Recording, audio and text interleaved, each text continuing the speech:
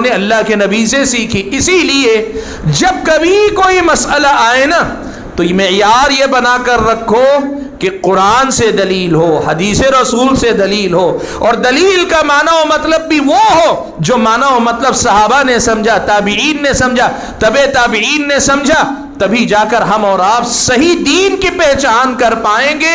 اور یہ وہ انتظام ہے جو اللہ تعالیٰ نے اس ایمان کا جو سفر، اسلام کا جو سفر تاریخ میں ہوا، اس میں جو بدعتوں کی آمیزش ہوئی، اس سے پاک کرنے کے لیے اللہ تعالیٰ نے یہی انتظام کیا ہے، اللہ نے یہی انتظام کیا ہے۔ اب آئیے ذرا ہم اور آپ دیکھتے ہیں کیا ہمارا اور آپ کا طرز عمل، ہمارا اور آپ کا طریقہ واقعتاً ایسا ہی ہے کہ ہم ہر مسئلے میں یہ دیکھتے ہیں کہ کیا قرآن سے مسئلہ بتایا جا رہا ہے، حدیث رسول سے بتایا جا رہا ہے، قرآن و حدیث سے اگر بتایا جا رہا ہے تو کیا قرآن و حدیث کو ویسے سمجھایا جا رہا ہے جیسے نبی علیہ الصلوۃ والسلام کے صحابہ نے سمجھا تھا؟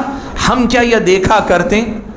نہیں میرے بھائی، ہمارا مسئلہ یہ ہے کہ ہم سب سے پہلے مسلک دیکھتے ہیں، ہم قرآن نہیں دیکھتے، معاف کرنا اس بات کے لیے، ہم سب سے پہلے مسلک دیکھتے ہیں، سب سے پہلے جماعت دیکھتے ہیں، اور سب سے پہلے ہم اور آپ دلیل سے پہلے دلیل دینے والے کو دیکھتے ہیں۔ اور اگر قرآن کی، سنت کی حدیث دلیل مل بھی گئی تو ہم یہ مان بیٹھے ہوئے ہیں کہ جو میرے مولوی نے بتا دیا اس سے بہتر کسی کا مطلب ہو ہی نہیں سکتا، قرآن کا یہی مطلب ہے جو میرے مولانا نے بتایا، حدیث کا وہی مطلب ہے جو میرے مولانا نے بتایا۔ اللہ کے بندو، ابھی میں نے آپ کو بتایا کہ قرآن و سنت ہی دین ہے۔ خواب کی بات کرے، اپنے خیالات بیان کرے، تجربات بیان کرے، قوموں کے حالات سے استدلال و استنباط کر کے بتائے، یہ دین نہیں ہے، یہ دین نہیں۔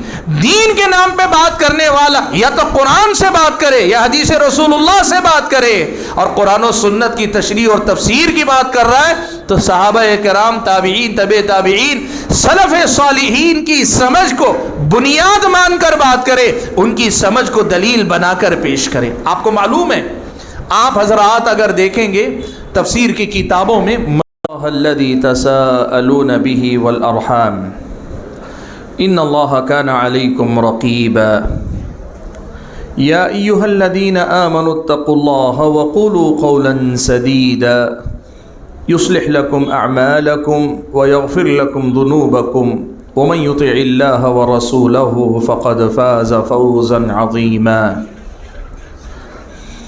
اما بعد فاعوذ باللہ من الشیطان الرجیم بسم اللہ الرحمن الرحیم فَإِنْ آمَنُوا بِمِثْلِ مَا آمَنْتُمْ بِهِ فَقَدِ اهْتَدَوْا وَإِنْ تَوَلَّوْا فَإِنَّمَا هُمْ فِي شِقَاقٍ فَسَيَكْفِيكَهُمُ اللَّهُ وَهُوَ السَّمِيعُ الْعَلِيمُ۔ معزز علماء کرام، ذمہ داران جماعت و جمعیت، میرے اپنے بزرگوں، نوجوان بھائیوں اور پردہ نشین خواتین اسلام، سب سے پہلے تو میں اللہ تبارک و تعالیٰ کا شکر بجا لاتا ہوں کہ آج اس کے اس گھر میں مجھے اور آپ کو اس نے اکٹھا فرمایا اور دین کی کچھ باتیں سننے، سنانے، سیکھنے کا موقع عطا فرمایا، جن کی روشنی میں ہم اور آپ خود کے دین کا جائزہ لے سکیں، آئندہ کے لیے، اپنی دینی زندگی کے لیے رہنما خطوط متعین کر سکیں، اپنے عمل کا احتساب، جائزہ لے سکیں، اور اگر کہیں خلل ہے، کہیں کمی ہے، کوتاہی ہے تو اصلاح کر سکیں اور اپنے ایمان کی ترقی کا سامان مہیا کر سکیں۔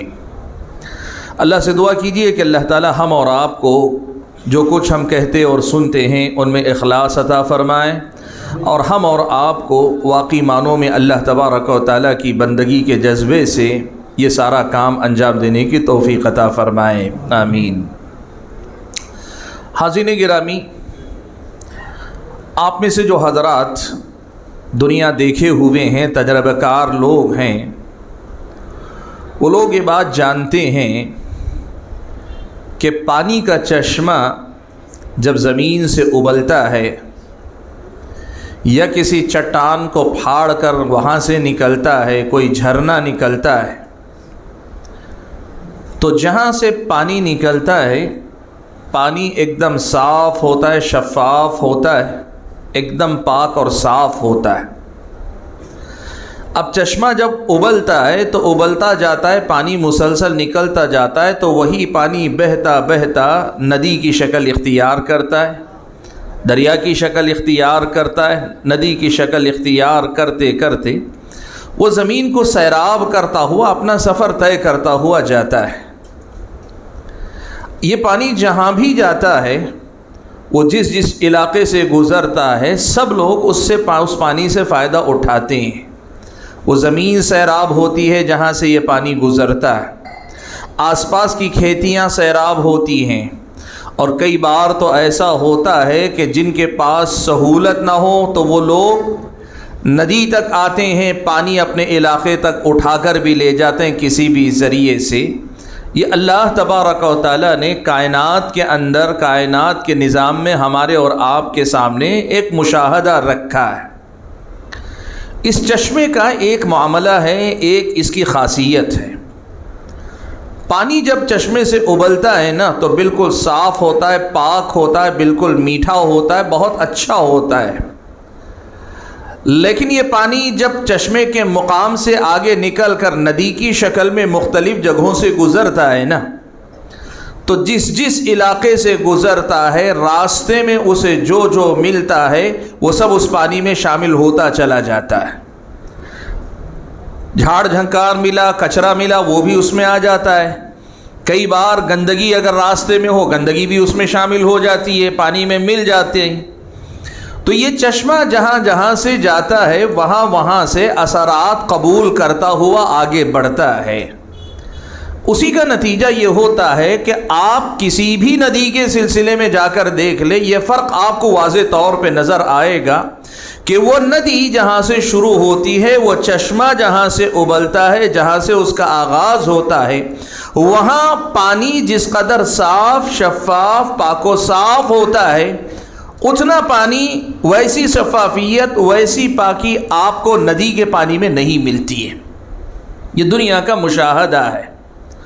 یہ مشاہدہ میں نے آپ کے سامنے کیوں پیش کیا، یہ مثال میں نے آپ کے سامنے کیوں پیش کی؟ یہ اسلام کی ایک تمثیل ہے، اسلامی تاریخ کی ایک مثال ہے کہ اسلام کی حقیقت بھی ایسی ہی ہے۔ یہ وہ صاف و شفاف چشمہ ہے جو پیارے نبی صلی اللہ علیہ وسلم نے جب مکہ میں اور پھر مدینہ میں لوگوں کو اسلام پہنچایا، اسلام سمجھایا، لوگوں تک اللہ تبارک و تعالیٰ کا پیغام پہنچایا نا، تو یہ وہ صاف چشمہ تھا جو زمین سے تازہ تازہ ابل رہا تھا۔ اب اس کے بعد جس طرح زمین سے ابلنے والا چشمہ اپنا سفر ندی کی شکل میں طے کرتا جاتا ہے، بالکل اسی طرح اسلام 1400 سال، 1450 سال کا یہ سفر طے کرتا ہوا آ رہا ہے۔ یہ اسلام ایک ندی ہے گویا سمجھیے، جو اس چشمے سے ابلتا پانی ہے اور مسلسل چلا آ رہا ہے اور بہتا جا رہا ہے۔ لیکن جس طرح چشمے سے ابلنے والا پانی ندی کی شکل اختیار کرنے کے بعد جس علاقے سے گزرتا ہے، جہاں جہاں سے اس کا گزر ہوتا ہے، اس کے اثرات قبول کرتا جاتا ہے، بالکل یہی مثال آپ دیکھیں گے کہ اسلام کے ساتھ بھی پیش آئی ہے۔ آپ اگر دیکھیں، اسلام اگر عرب تاجروں کے ذریعے براہ راست پہنچا ہے، وہ اسلام اس کی تعلیمات میں آپ کو آمیزش کم سے کم ملے گی یا نہیں ملے گی، اور وہی اسلام ایران سے ہو کر آیا، توران سے ہوتا ہوا آیا، خراسان کے علاقے سے ہوتا ہوا آیا، تو آپ دیکھیں گے اس کے اندر تصوف کی آمیزش ہے، دوسری بہت ساری چیزوں کی ہے۔ اور ایسے ہی پرانا زمانہ چھوڑ بھی دیں آپ، تو آج کے دور میں آپ دیکھ لیں کہ سب مسلمان ہیں، لیکن ہر مسلمان کا اسلام دوسرے مسلمان کے اسلام سے ذرا نہ ذرا مختلف نظر آتا ہے۔ آپ یہ بات اچھی طرح سے محسوس کر سکتے ہیں۔ اس میں کسی بڑی سائنس کا مسئلہ نہیں، کوئی بہت بڑی غور و فکر کرنے کی بات نہیں. ہم سب یہ بات اچھی طرح سے دیکھتے ہیں، جانتے ہیں کہ آج سب مسلمان ہیں، لیکن سب مسلمانوں کے اسلام کا رنگ ڈھنگ تھوڑا تھوڑا الگ ہے. اسلام کی باتیں بظاہر ایک ہو کر بھی فرق نظر آتا ہے. جیسے آپ کہنا چاہیں تو کہہ سکتے ہیں سارے مسلمان نماز پر متفق ہیں کہ سب نماز پڑھتے ہیں، لیکن ہر کسی کی نماز کی کیفیت دیکھیں آپ کو فرق نظر آئے گا. آپ کہیں سارے مسلمان اللہ کے نبی کو مانتے ہیں، اللہ کے نبی کی حدیث اور سنت کے پیروکار ہیں، لیکن اللہ کے نبی کی سنت اور حدیث پہ عمل کرنے کا رنگ ڈھنگ ہر ایک کے اندر کچھ نہ کچھ آپ کو بدلا نظر آئے گا. یہ مثال ہے ایک موٹی سی آپ کے سامنے ایک بنیادی حقیقت کو سمجھنے کے لیے کہ جس طرح چشمے سے ابلا ہوا پانی سفر طے کرتے ہوئے گدلا ہوتا ہے، اسلام کی تاریخ اس بات پہ گواہ ہے اور امت مسلمہ کی موجودہ صورتحال اس بات پہ گواہ ہے کہ وہ اسلام جو اللہ کے نبی صلی اللہ علیہ وسلم کے دور میں ایک چشمہ صافی پاک و صاف چشمے کی شکل میں نکلا تھا، وہ آلات اور زمانے کے واقعات، حوادث، مختلف قسم کی چیزوں سے متاثر ہوتا ہوا آگے بڑھتا چلا آیا ہے. میں آپ کو بتانا چاہوں گا یہ بات جو میں نے آپ کے سامنے رکھی، اس بات کو اللہ کے نبی صلی اللہ علیہ وسلم نے اپنے الفاظ میں دوسرے انداز سے ہمارے سامنے رکھ دیا ہے.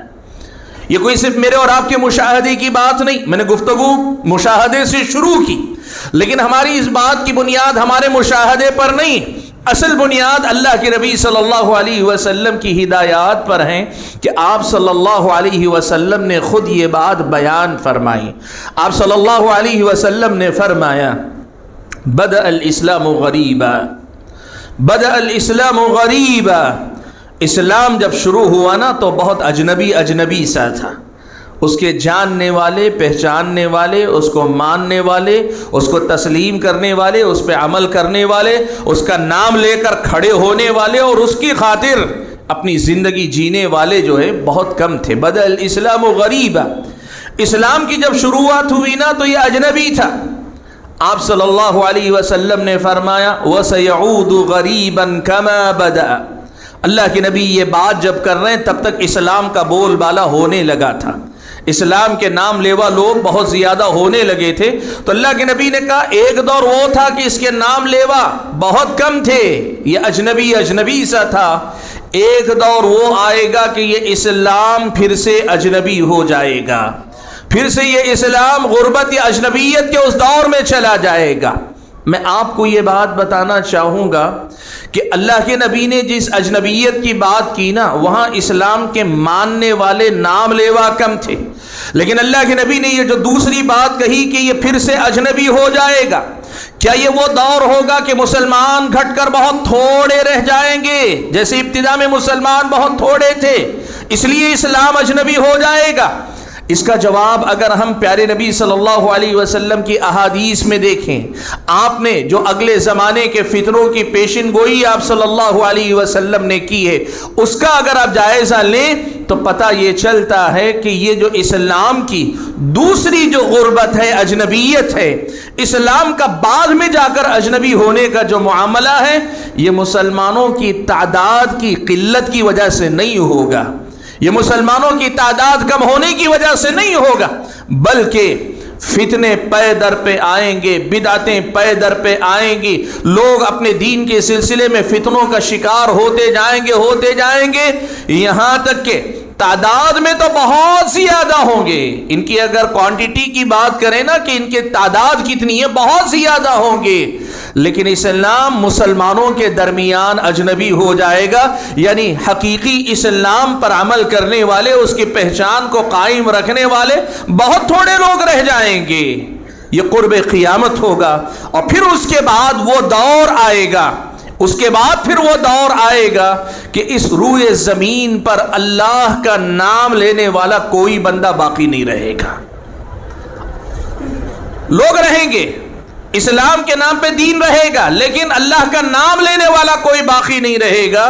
ایسے موقع پر اللہ تبارک و تعالیٰ پھر ان لوگوں پہ قیامت قائم کرے گا. یہ اللہ کے نبی صلی اللہ علیہ وسلم نے بیان فرمایا. بات ابھی پوری نہیں ہوئی. میری بات ابھی پوری نہیں ہوئی، جو بنیادی بات آپ کے سامنے رکھنا چاہ رہا ہوں۔ اللہ کے نبی نے کہا کہ اسلام کی شروعات اجنبیت سے ہوئی ہے، اسلام آگے چل کر بھی اجنبی ہو جائے گا۔ کیسے اجنبی ہو جائے گا؟ میں نے جیسے کہا نا کہ دوسری حدیثوں کی روشنی میں بات یہ سمجھ میں آتی، معلوم یہ ہوتی ہے یہ مسلمانوں کی تعداد کی کمی کی وجہ سے ہونے والی اجنبیت نہیں ہے، بلکہ مسلمانوں کی اس کثیر تعداد میں حقیقی اسلام کی پہچان کو باقی رکھنے والے اور اس پر قائم رہنے والے لوگ اجنبی ہو کر رہ جائیں گے، بہت تھوڑے ہو جائیں گے۔ یہ بات کیا ہے؟ یہ وہی بات ہے کہ چشمہ صافی نکلا تو صاف و شفاف تھا، وہ جو جھرنا تھا یا پھر یہ کہ چشمہ ابلا تھا وہ تو بہت صاف شفاف تھا، لیکن آگے بڑھتے بڑھتے اس قدر زیادہ یہ علاقے کے اثرات سے متاثر ہوتا چلا گیا کہ اس کے اندر آمیزش ملاوٹ ہوتی چلی گئی ہے، یہاں تک کہ حقیقی اسلام جو ہے وہ مسلمانوں کے درمیان اجنبی ہو کر رہ جائے۔ یہ اللہ کے نبی صلی اللہ علیہ وسلم کی پیشن گوئی ہے، اور اسی کی تفسیر، اسی کی تشریح پیارے نبی صلی اللہ علیہ وسلم کی وہ حدیث کرتی ہے جس میں گویا آپ نے یہ بتایا کہ کیسے یہ اسلام اجنبی ہو جائے گا۔ آپ صلی اللہ علیہ وسلم نے فرمایا، آپ صلی اللہ علیہ وسلم نے فرمایا، کہا کہ یہود 71 فرقوں میں بٹ گئے، نصارہ 72 فرقوں میں بٹ گئے، اور میری امت 73 فرقوں میں بٹ جائے گی۔ یہ اللہ کے نبی صلی اللہ علیہ وسلم نے فرمایا۔ میں بات کو تفصیل میں لے گئے بغیر صرف ایک نقطہ آپ کے سامنے رکھتا ہوں، آپ دیکھیے۔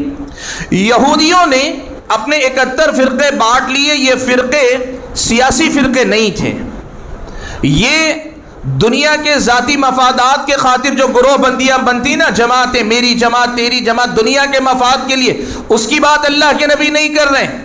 یہ وہ ہیں جنہوں نے ان الذین فرقوا دینہم وکانوا شیعا، یہ وہ تفریق ہے، یہ وہ گروہ بندی ہے جو دین میں تفریق کی وجہ سے وجود میں آئی۔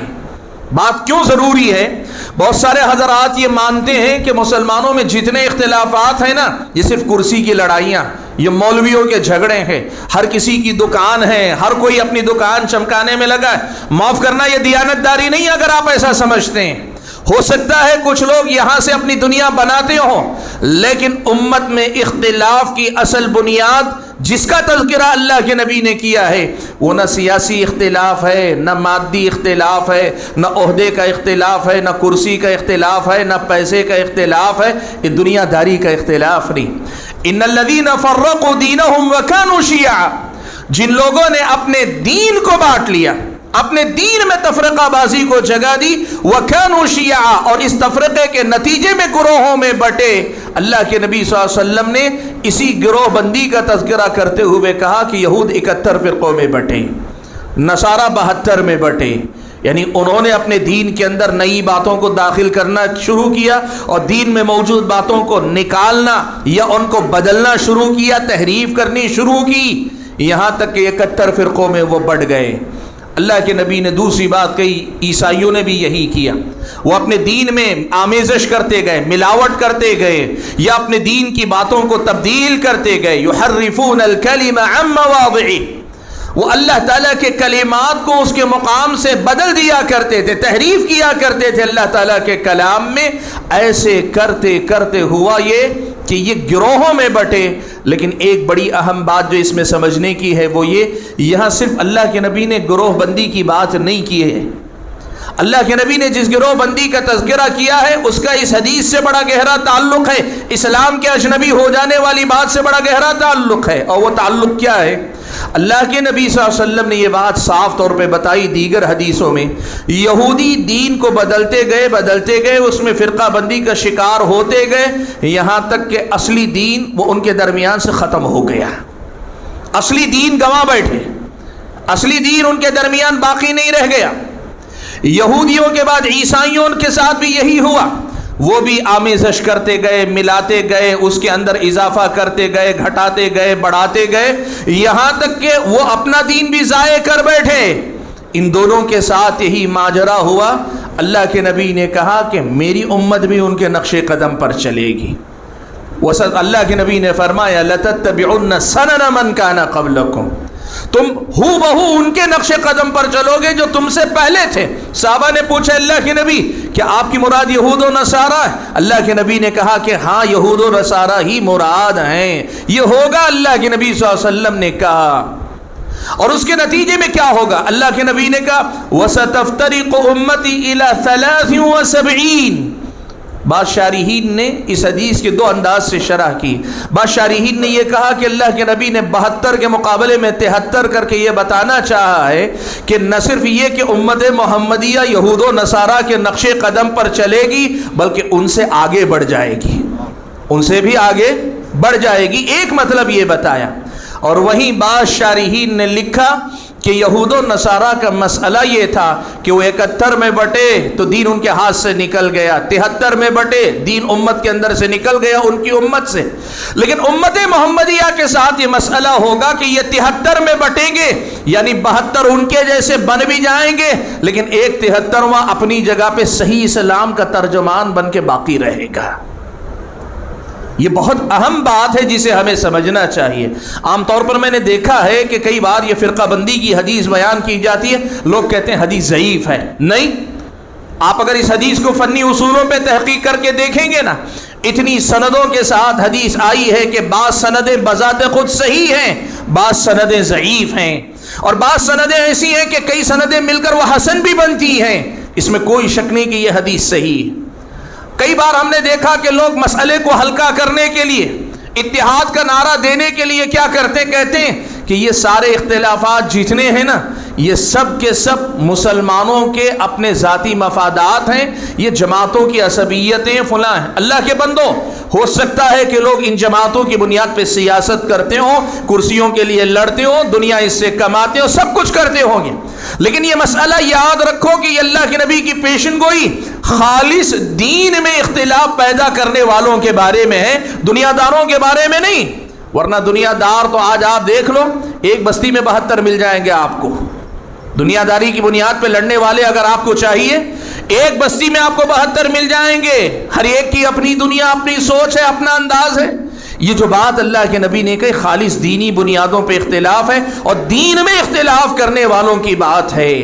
کیا ہوگا؟ اللہ کے نبی صلی اللہ علیہ وسلم کی اس پیشن گوئی سے یہ دو حدیثیں جو میں نے آپ کے سامنے ذکر کی کہ بدأ الاسلام غریبا، اسلام اجنبیت کی حالت میں شروع ہوا تھا، وسيعود غریبا كما بدأ، دوبارہ پھر سے اجنبی ہو جائے گا۔ یہ نوبت کیسے آئے گی؟ اللہ کے نبی نے گویا بتا دیا، یہودیوں کے طرز پہ چل کے، نصارہ کے نقش قدم پہ چل کے دین میں تبدیلیاں لوگ لاتے جائیں گے، دین میں بدعتوں کو شامل کرتے جائیں گے، یا دین کی جو تعلیمات ہیں ان میں تحریف کرتے جائیں گے، بدلتے جائیں گے۔ نتیجہ یہ ہوگا کہ حقیقی جو اسلام تھا نا، وہ حقیقی اسلام اجنبی بن کر رہ جائے گا۔ یہ اللہ کے نبی صلی اللہ علیہ وسلم کی پیشن گوئی ہے۔ حاضرین گرامی، ہم نے چشمے کا مشاہدہ بھی کیا، چشمہ جو ابل کر آتا ہے اس کی مثال کو بھی ہم نے سمجھا، ہم نے لوگوں کے حالات کی روشنی میں بھی سمجھا کہ ہاں اسلام کے نام پر جو باتیں ہیں وہ سب ایک نہیں ہیں، بہت ساری باتیں یہاں ہیں۔ اور وہیں حدیث رسول کی روشنی میں بھی ہم نے سمجھا کہ یہ ہوگا اس امت کے ساتھ کہ اس امت کا دین ہمیشہ ایک نہیں رہ جائے گا، بلکہ یہ نوبت آئے گی کہ چشمہ صافی ندی بنتے بنتے جس طرح گدلا ہوتا ہے پانی، دین کے نام پر ہونے والے یہ اختلافات بھی یہ نوبت لائیں گے کہ حقیقی دین اجنبی ہو کر رہ جائے گا۔ یہ اللہ کے نبی صلی اللہ علیہ وسلم کی بیان کردہ حقیقت ہے۔ اگر یہی صورتحال ہے تو مجھے یہ کہنے کی ضرورت نہیں کہ ہم اور آپ اس دور میں جیتے ہیں جہاں اس حقیقت کا مشاہدہ ہم اور آپ کرتے ہی ہیں۔ میں نے کہا نا، لوگ اگر بات ملانے کی کرنا چاہیں، لوگوں کو حقیقت بتانے کے بجائے صرف مجمل باتیں، گول مول باتیں کرنا چاہیں، کہہ سکتے ہیں کہ اللہ ایک ہے، نبی ایک ہے، کتاب ایک ہے، کلمہ ایک ہے، ان کی مسجد ایک ہے، مطلب مسجد کا مطلب گھر، اللہ کا گھر ایک ہی مسجد ہی کے نام پہ بنتا ہے، یہ کہہ سکتے ہیں۔ لیکن اگر حقیقت دیکھنا چاہیں، اللہ پر ایمان کا مسئلہ ہو، نبی پر ایمان کا طریقہ ہو، قرآن پر ایمان کا انداز ہو، یا حدیث رسول کو تسلیم کرنے کی بات ہو، یا پھر یہ آپ دیکھتے جائیں ہر مسئلے میں اتنے رنگ ان لوگوں نے اختیار کر لیے کہ یہ سارے رنگ اللہ تعالیٰ کے دین کے رنگ نہیں ہو سکتے۔ بھائیو سوال یہ پیدا ہوتا ہے کہ یہ جب حقیقت ہے، ہم دیکھ رہے ہیں، تاریخ اس پہ گواہ ہے، موجودہ حالات اس کے گواہ ہے، ہمارے اور آپ کے حالات، امت کے حالات اس حالت پہ گواہ ہے، تو پھر سوال یہ پیدا ہوتا ہے کہ ایسی صورت میں ہماری اور آپ کی کیا ذمہ داری بنتی؟ ہماری اور آپ کی کیا ذمہ داری بنتی؟ کیا ہماری ذمہ داری یہ ہے کہ قرآن میں اللہ نے کہا کل حزب بما لدیہم فریحون، ہر گروہ خوش ہے، جو کچھ میرے پاس ہے وہی سب کچھ ہے۔ قرآن میں اللہ تعالیٰ نے کہا کل حزب بما لدیہم فریحون، ان لوگوں کے بارے میں کہا جو اپنی جگہ پہ مست ہیں، خوش ہیں کہ ہم صحیح ہیں۔ تو کیا آپ بھی ایسے ہی زندگی گزاریں گے؟ آپ کو بھی اللہ نے یہی کہا ہے۔ لوگ کہتے ہیں میرا اگر خاندان فلاں ہے، کسی مسلک کا ہے، میں اسی مسلک کا ہوں، میرا خاندان فلاں ہے، فلاں مسلک کا، تو میں اسی مسلک کا ہوں۔ اسی انداز سے زندگی جینے کا ماحول لوگوں نے اپنایا۔ کیا یہی طریقہ ہے؟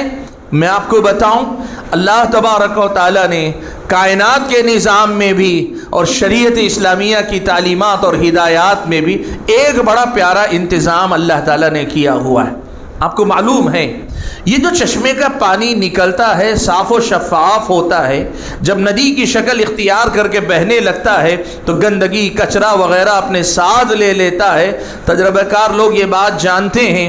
آگے پھر جب صاف زمین ملتی ہے اسے، اللہ نے یہ تاثیر زمین کے اندر رکھی ہے کہ پھر وہ کچرے کو روک لیتی ہے، پھر وہ پانی کو صاف کرتی ہے۔ ندی کا پانی آگے جاتے ہوئے پھر صاف ہوتا ہے، پھر آگے جاتا ہے، دوبارہ گدلا ہوتا ہے، پھر صاف ہوتا ہے، پھر گدلا ہوتا ہے۔ ندی اپنا سفر ایسے ہی جاری رکھتی ہے۔ اسی لیے لوگ ایک بات کہتے ہیں رکا پانی بہت زیادہ دنوں تک اچھا نہیں رہتا، اور بہتا پانی زیادہ دیر تک گدلا یا گندا نہیں رہ جاتا ہے۔ یہ دنیا کا مشاہدہ ہے کہ اللہ تعالیٰ نے جہاں اس کے گدلا ہونے کے اسباب رکھے ہیں، وہیں اس کے صاف کرنے کے اللہ تعالیٰ نے اسباب رکھے ہیں۔ ندی کے سلسلے میں یہ بات تجربے کی روشنی میں ہم اور آپ جانتے ہیں، اور وہی بات دین کے چشمے کے سلسلے میں، اور دین کا یہ جو سفر ہے، اسلام کا یہ جو سفر ہے، اس کے سلسلے میں ہم اور آپ کو قرآن و سنت کے اندر بھی بتائی گئی ہے کہ یہ دین یقیناً اس ندی کی طرح گدلا ہوگا۔ لوگوں کی وجہ سے، جیسے یہودیوں نے دین میں بہت ساری چیزیں داخل کر لی، نصارہ نے بہت ساری چیزیں داخل کر لی، ایسے ہی اس دین کے ساتھ بھی ہوگا۔ لیکن اللہ تعالیٰ نے اس دین کو بھی پاک و صاف کرنے کا انتظام کر کے رکھا ہے۔ یہ اللہ کا انتظام ہے۔ پچھلی امتوں نے جب اپنے دین کو بدلا تو اللہ تعالیٰ نے ان کے دین کا خاتمہ کر دیا، نئے نبی کو بھیج کر اللہ تبارک و تعالیٰ نے نیا دین دے دیا۔ یہودیوں نے دین میں تحریف کی، حضرت عیسیٰ کو اللہ تعالیٰ نے بھیج دیا، اور عیسائیوں نے اپنے دین میں تحریف کی، اللہ تعالیٰ نے پیارے نبی محمد صلی اللہ علیہ وسلم کو بھیج دیا۔ اب اگر ایسا ہو کہ یہ امت محمدیہ بھی یہود و نصارہ کے نقش قدم پہ چل کر دین میں تبدیلیاں کرتی جائے، تو اللہ تعالیٰ نے کیا انتظام کیا؟ یہ نہیں کہا کہ اب یہ دین بھی ختم ہوگا، کوئی نیا نبی آئے گا، نہیں، اس کا کوئی امکان نہیں، بات ختم ہو گئی۔ اللہ کے نبی صلی اللہ علیہ وسلم کو اللہ تعالیٰ نے خاتم النبیین بنا کر بھیجا، خاتم المرسلین بنا کر بھیجا۔ آپ صلی اللہ علیہ وسلم پر نبوت کا خاتمہ اللہ تعالیٰ نے کر دیا۔ آپ کے بعد کوئی نبی آنے والا نہیں ہے، تو پھر اللہ نے کیا انتظام کیا ہے؟ میرے بھائیو، یہ انتظام اللہ نے کیا کیا ہے اگر آپ اور میں دیکھنا چاہیں نا، تو بہت آسان الفاظ میں اللہ تعالیٰ نے سمجھا دیا ہے۔ وہ کیا سمجھایا ہے معلوم؟ میں آپ کے سامنے 2-3 حقیقتیں ذکر کرتا ہوں، ان کو آپ یاد رکھیے گا۔ یہ وہ مشنری ہے جس کے ذریعے دین کے اس گدلے پن کو اللہ تعالیٰ ہر زمانے میں صاف کرتا گیا، اور ہر زمانے میں صاف کرنے کا انتظام کرتا رہے گا۔ اللہ نے اس کا انتظام کیا۔ سب سے پہلا انتظام اللہ نے کیا کیا؟ اللہ نے کہا اِنَّا نَحْنُ نَزَّلْنَا الذِّكْرَ وَإِنَّا لَهُ لَحَافِظُونَ۔ یہودی دین کو بدلتے رہے نا، دین کو بدلتے بدلتے یہاں تک آئے کہ انہوں نے اپنی آسمانی کتاب کو بدل دیا، اور جب آسمانی کتاب کو بدل دیا تو حقیقی دین ختم ہو کر رہ گیا۔ عیسائی دین کو بدلتے گئے، بدلتے بدلتے یہاں تک پہنچے کہ اپنی کتاب کو بدل دیا، انجیل میں تحریف کر دی، وہ بھی ختم ہو گئی۔ قرآن کے سلسلے میں اللہ نے پہلا انتظام یہ کیا، کہا کہ اس قرآن کو ہم نے اتارا ہے، ہم ہی اس کی حفاظت کریں گے۔ اللہ نے حفاظت کی سب سے پہلے ذمہ داری لے لی. اللہ نے پہلے اس کی حفاظت کی ذمہ داری لے لی. کہا دیکھو 1000 فرقہ بندیاں ہوں گی, 1000 اختلافات ہوں گے, سب دین نہیں ہوں گے, لیکن ان سب کے باوجود دین باقی رہے گا. وہ کیسے باقی رہے گا؟ اللہ نے کہا سب سے پہلی ضمانت یہ کہ اللہ تعالیٰ نے قرآن کی حفاظت کی ذمہ داری اپنے ذمے لے لی. کہا انا نحن نزلنا الذکر وانا له لحافظون, ہم نے ذکر کو اتارا ہے, ہم ہی اس کی حفاظت کریں گے, یہ اللہ تعالیٰ نے کہا. اور آپ اگر آیت کی تفسیر پڑھ کر دیکھیں گے, اہل علم نے اس بات کو ذکر کیا ہے آیت کی تفسیر میں کہ قرآن کی حفاظت کی تکمیل ہوتی ہے حدیث رسول کی حفاظت کے ذریعے. قرآن کی حفاظت مکمل ہوتی ہے حدیث رسول کی حفاظت کے ذریعے. اسی لیے سابق میں, یعنی آپ اگر دیکھیں تاریخ اسلام میں کئی علماء ایسے ہیں جو یہ مانتے ہیں کہ یہ صرف قرآن کے الفاظ کی حفاظت کی ضمانت نہیں ہے, یہ صرف قرآن کے الفاظ کی حفاظت کی ضمانت نہیں ہے, بلکہ قرآن کی الفاظ اور معانی اور مطالب کے ساتھ حفاظت کی ضمانت ہے. اور یہ حفاظت پوری ہوتی ہے حدیث رسول کی حفاظت کے ذریعے. گویا اللہ تبارک و تعالیٰ نے یوں کہیے پہلا انتظام یہ کیا کہ قرآن و سنت کو اللہ تعالیٰ نے محفوظ کروا دیا. لوگ کوششیں کریں گے, کئی لوگوں نے قرآن میں تحریف کرنے کی کوشش کی, قرآن کے نام پہ نئی چیزیں داخل کرنے کی کوشش کی, کامیاب نہیں ہو سکے. اور ایسے ہی احادیث رسول میں بھی لوگوں نے حدیثیں گھڑی, لوگوں نے اپنی طرف سے بہت ساری چیزیں داخل کرنی چاہی. آج بھی یہ صورتحال ہے کہ حدیث رسول کے سلسلے میں ایک طرف تو کچھ لوگ یہ کوشش کر رہے ہیں کہ حدیث رسول میں موضوع من گھڑت ایسی باتیں داخل کر لیں, اور وہیں کچھ لوگ یہ کوشش کر رہے ہیں کہ حدیث رسول کا سرے سے انکار کر دیں. نہ انکار کرنے والے کبھی کامیاب ہوں گے, نہ حدیث رسول میں باہر کی باتیں داخل کرنے کی کوشش کرنے والے کامیاب ہوں گے. وقتی طور پر انہیں اپنے آپ کو کامیاب ہوتا دکھائی دیں گے وہ, لیکن آپ یہ بات یاد رکھیں کہ اللہ تعالیٰ نے ان کی حفاظت کی ذمہ داری لی ہے. یہ دونوں کی دونوں چیزیں محفوظ رہیں گی. ہاں, اس کی حفاظت کے سلسلے میں لوگوں کی آزمائش ہوتی رہے گی کہ کون اپنا کردار اس میں ادا کرتا ہے, کون اس میں حصہ لیتا ہے. لوگ اس میں کشمکش کا شکار ہوں گے, لیکن قرآن و سنت کو اللہ نے محفوظ کیا ہے تو یہ محفوظ رہیں گے. اور اس کی سب سے بڑی دلیل یہ ہے کہ 1450 سال گزر گئے, 1450 سال گزر گئے, اللہ تعالیٰ کا قرآن بھی محفوظ ہے, نبی علیہ الصلوۃ والسلام کی احادیث بھی محفوظ ہیں. 1500 سال تقریباً آپ اندازہ لگا سکیں, 1440-44 ہجری میں آپ اگر کہنا چاہیں 1500 سال کا تقریباً عرصہ گزرنے جا رہا ہے, لیکن اللہ نے قرآن کو بھی محفوظ رکھا ہے بچا کے, احادیث رسول کو بھی بچا کے رکھا ہے. اور آج یہ بات یاد رکھیں آپ, ایک بات ہم کہتے ہیں نا مستند علماء, مستند علماء کا مطلب کیا ہے معلوم آپ کو؟ یہ جو میرے ساتھ بیٹھے اہل علم ہیں نا علماء میں سے, ان میں سے تقریباً سبھی ایسے ہیں کہ اگر وہ آج آپ کے سامنے صحیح بخاری کی کوئی حدیث سناتے ہیں نا, وہ چاہیں تو بتا سکتے ہیں میں نے کس سے سنا, میرے اپنے استاد کا, میرے استاد نے کس سے سنا, انہوں نے کس سے سنا, انہوں نے کس سے سنا, انہوں نے کس سے حدیث لی, انہوں نے کس سے حدیث لی, انہوں نے کس سے حدیث لی, یہاں تک کہ امام بخاری تک حدیث کی سند جاتی ہے. اور پھر اس کے بعد صحیح بخاری میں لکھا رہتا ہے کہ امام بخاری نے کس سے سنا, کس سے سنا, یہاں تک کہ اللہ کے نبی تک بات جا کر پہنچتی ہے. 1500 سال گزر چکے, لیکن اللہ نے یہ جو دین کی حفاظت کی ذمہ داری لی نا, یہ قرآن اور سنت اللہ نے محفوظ رکھا ہے. اور یہ جو علماء 8 سال آپ کے سامنے آتے ہیں, ہو سکتا ہے ان میں سے بہت سارے آپ کے سامنے اچھے انداز میں زوردار تقریر نہ کر پاتے ہوں, ہو سکتا ہے کہ قرآن کی تلاوت میں بہت پیاری آواز ان کی نہ ہو, آپ کے دل لبھانے والی آواز نہ ہو بہت زیادہ, لیکن یاد رکھنا ان کی اصل پہچان یہ ہے کہ ان کے ذریعے اللہ تبارک و تعالیٰ نے اس دین کی حفاظت کا دنیا کے اندر اظہار اور مظاہرہ کیا ہے. قرآن اور سنت کی حفاظت کا اللہ نے پہلا انتظام کیا ہے. ایک بات, قرآن و سنت محفوظ ہے. دوسری بات یاد رکھو میرے بھائیوں, اللہ تعالیٰ نے ایک انتظام اور فرمایا, اور وہ انتظام کیا ہے؟ میں اس کو تیسرے نمبر پہ رکھنا چاہ رہا تھا، لیکن اپنے موضوع کی مناسبت سے اسے دوسرے نمبر پہ لے آتا ہوں۔ وہ کیا ہے؟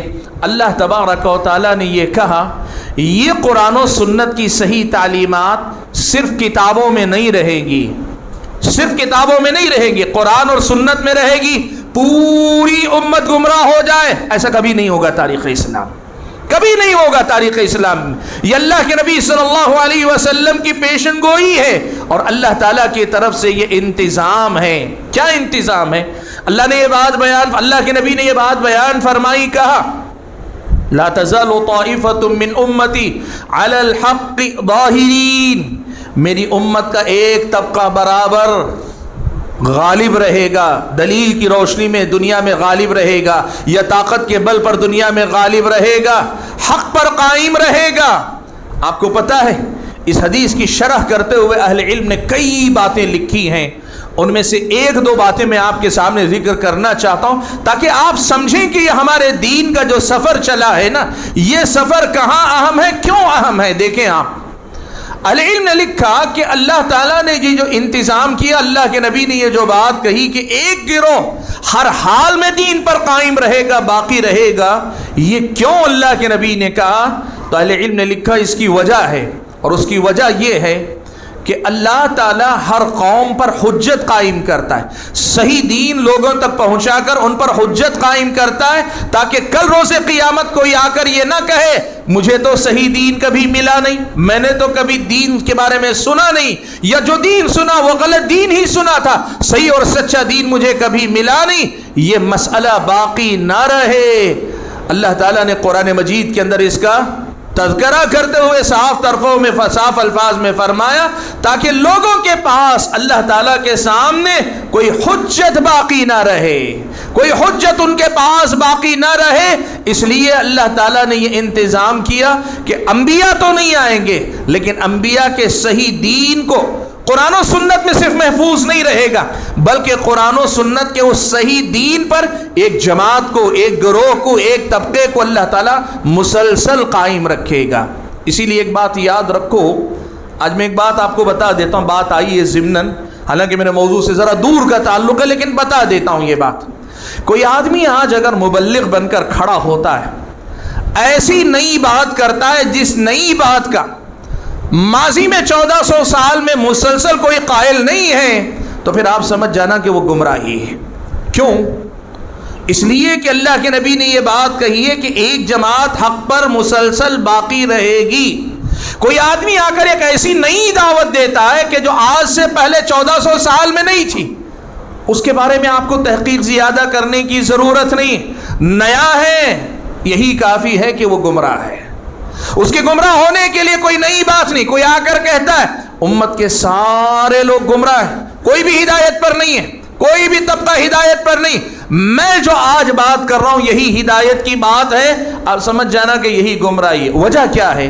یہ اللہ کا انتظام ہے کہ اللہ تعالیٰ نے ایک گروہ کو دین پر باقی رکھنے کا وعدہ کیا تاکہ ان کے ذریعے لوگوں پر حجت قائم ہوتی رہے، لوگوں پر اللہ تعالیٰ کے دین پہنچانے کا جو ذمہ اللہ نے ان کے اوپر رکھا یہ اپنا نبھاتے رہیں، اور لوگوں پر اس کے ذریعے حجت قائم ہوتی رہے۔ بھائیو، بات میں نے کہا نا، دوسرا انتظام اللہ تعالیٰ نے یہ کیا ہے کہ اللہ تبارک و تعالیٰ نے دین کو قرآن و سنت میں محفوظ بھی کیا، اور اس دین پر عمل کرنے والی ایک جماعت کو قیامت تک باقی رہنے کا وعدہ کیا۔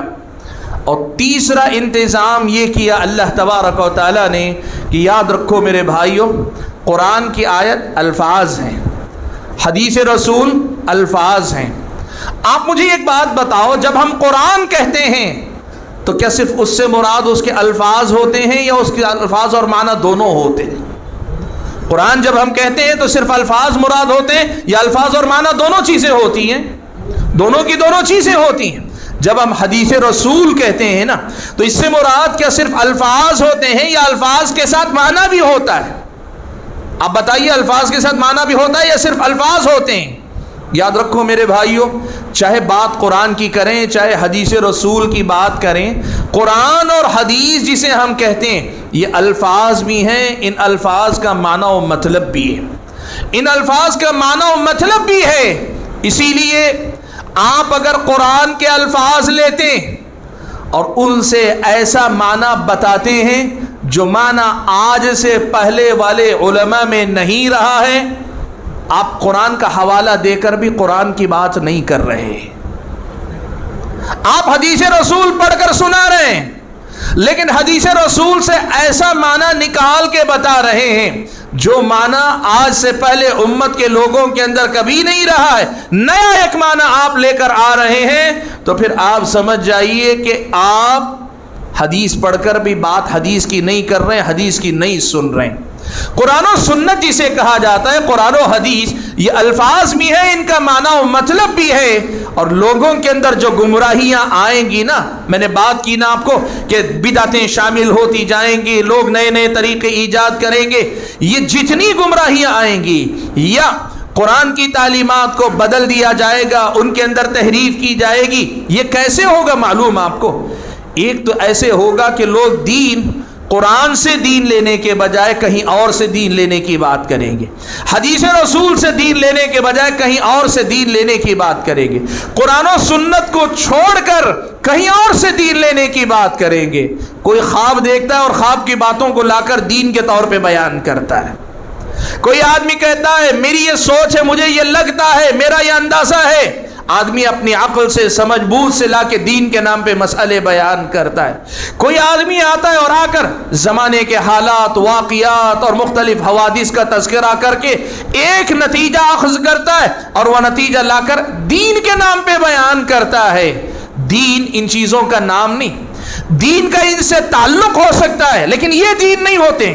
یاد رکھنا آپ بات، آپ کے خواب کے بارے میں دین کوئی رہنمائی دے سکتا ہے، آپ کے دماغ میں جو خیالات آ رہے ہیں، جو رائے آپ کی بن رہی، اس کے بارے میں دین ایک فیصلہ دے سکتا ہے، صحیح ہے غلط ہے کا، یا آپ زمانے کے حالات، واقعات وغیرہ سنا رہے ہیں اور اس سے کوئی واقعہ، کوئی نتیجہ اخذ کر رہے ہیں۔ کئی بار لوگ تاریخ کے حوالے دیتے ہیں کہ تاریخ کا یہ سبق ہے، تاریخ، قوموں کی تاریخ سے یہ پتہ چلتا ہے، یہ ساری چیزیں دین نہیں، دین کتاب و سنت کا نام۔ کتاب و سنت ان ساری چیزوں کے بارے میں اپنا حکم دے سکتے ہیں، ان سے تعلق ہو سکتا ہے، لیکن وہ خود دین نہیں ہو سکتے۔ پہلی بات یاد رکھو، یہ جو میں نے کہی نا چشمے میں باہر کی ملاوٹ کی، یہ جو میں نے کہی نا بات کہ بدعتوں کے آ جانے کی، سب سے پہلی تو غلطی اس وجہ سے ہوگی کہ لوگ قرآن و سنت کو چھوڑ کر یا قرآن و سنت کو اپنا کر قرآن و سنت کی طرح بہت ساری چیزوں کو جگہ دے دیں گے۔ اس وجہ سے ملاوٹ ہوگی، اس وجہ سے خرابیاں گھس آئیں گی، اس وجہ سے خامیاں اس کے اندر داخل ہو جائیں گی۔ اور دوسری وجہ کیا ہوگی معلوم آپ کو؟ دوسری وجہ یہ ہوگی کہ قرآن و سنت تو رہیں گے، الفاظ قرآن و سنت کے رہیں گے، معنی و مطلب اپنی طرف سے کچھ نیا لوگ نکال کر لائیں گے۔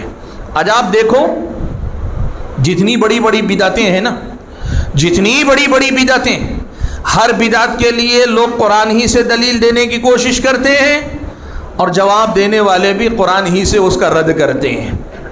بدعت کے لیے لوگ حدیث رسول ہی سے دلیل دینے کی کوشش کرتے ہیں، جواب دینے والے بھی حدیث رسول ہی سے اس کا جواب دیتے ہیں۔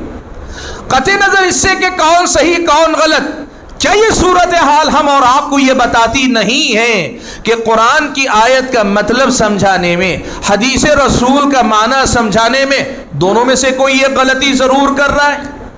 انصاف کی بات ہے نا، اتنا تو ہم کو سمجھنا چاہیے نا۔ ہر آدمی یہ کہ بھئی وہ بھی قرآن کا حوالہ دیتے ہیں، یہ بھی تو حدیث رسول کا حوالہ دیتے۔ اللہ کے بندو، ایک ہی مسئلے کو قرآن سے صحیح، دوسرا قرآن سے غلط ثابت کرے۔ قرآن تو ایسا نہیں ہو سکتا کہ ایک ہی چیز کو صحیح بھی کہے غلط بھی کہے۔ ایک ہی مسئلے کو ایک آدمی حدیث رسول پڑھ کر بتاتا ہے کہ یہ مسئلہ صحیح ہے، اور دوسرا آدمی حدیث رسول ہی کا حوالہ دے کر کہتا ہے یہ غلط ہے۔ ہم کہتے ہیں یہ بھی حدیث کا حوالہ دے رہا ہے، وہ بھی حدیث کا حوالہ دے رہا ہے، دونوں صحیح نہیں ہو سکتے اللہ کے بندو۔ کیوں؟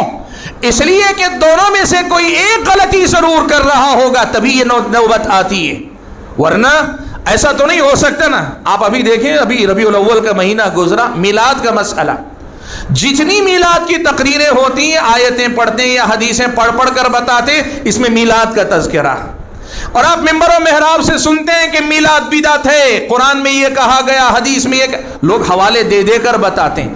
اب یہ تو نہیں ہو سکتا کہ میلاد سنت بھی ہے بدعت بھی ہے، ایسا تو نہیں ہو سکتا نا۔ مسئلہ کہاں ہے اللہ کے بندو؟ یاد رکھو یہ مسئلہ آج آپ، قرآن اور سنت جو ہے نا یہ صرف الفاظ کا نام نہیں، الفاظ کے ساتھ ان کا ایک معنی و مطلب بھی ہے۔ اب معنی و مطلب کون سا ہے اور کس کا معنی و مطلب، کس کی سمجھ معتبر ہے، کس کا اعتبار کیا جائے، کس پہ بھروسہ کیا جائے؟ میں آؤں میں بولوں آپ میری بات مان لیں گے؟ کل مولانا اسی بات کو الٹ کر کسی آیت کا حوالہ دے کر بولیں گے، آپ مان لیں گے؟ مان لیں میں ذرا لمبا جبہ قبہ پہن کر آ کر بولوں، مان لیں گے؟ اور وہ کل سوٹڈ بوٹڈ آ کے بولیں گے، انکار کر دیں گے؟ کوئی معیار ہونا چاہیے کہ نہیں؟ دو آدمی ایک ہی مسئلے کو صحیح اور غلط بتا رہے ہیں، صحیح بتانے والا بھی قرآن کی آیت کا حوالہ دے رہا ہے، غلط بتانے والا بھی قرآن کی آیت کا حوالہ دے رہا ہے، حدیث کا حوالہ دونوں دے رہے ہیں، تو ان کے درمیان فیصلہ کرنے کا کوئی ضابطہ قاعدہ ہونا چاہیے کہ نہیں ہونا چاہیے؟ یقیناً ہونا چاہیے، تبھی اللہ تبارک و تعالیٰ نے اس کا انتظام کیا۔ اور یہی تیسرا انتظام ہے جس کا میں نے آپ کے سامنے ذکر کیا کہ یاد رکھو بھائیو کہ اللہ تعالیٰ نے قرآن و سنت کو محفوظ کروایا، قرآن و سنت کو لے کر جینے والے ایک گروہ کو باقی رکھنے کا وعدہ کیا، اور اس کے ساتھ اللہ نے یہ بھی انتظام کیا کہ قرآن و سنت کی تفسیر اور تشریح کے طور پر اگر کسی کو معیار بنایا، صحابہ کرام رضوان اللہ تعالی مجمعین کو اللہ نے بنایا، سلف صالحین کی سمجھ کو اللہ تعالیٰ نے معیار کے طور پہ رکھا۔ کیا مطلب ہوا؟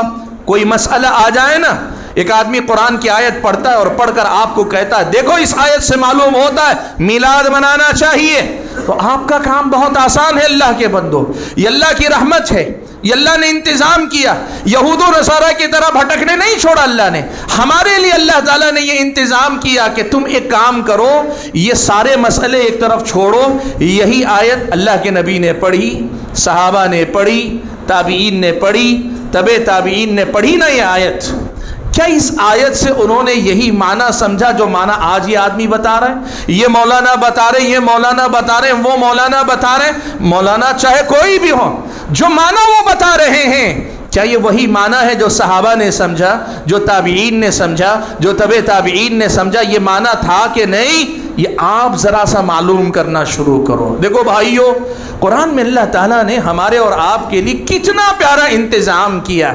اللہ نے قرآن میں یہ مسئلہ بلا مبالغہ 100 سے زیادہ مقامات پہ اللہ نے کہا ہے، بے شمار مقامات پہ حقیقت میں اللہ تعالیٰ نے کہا ہے۔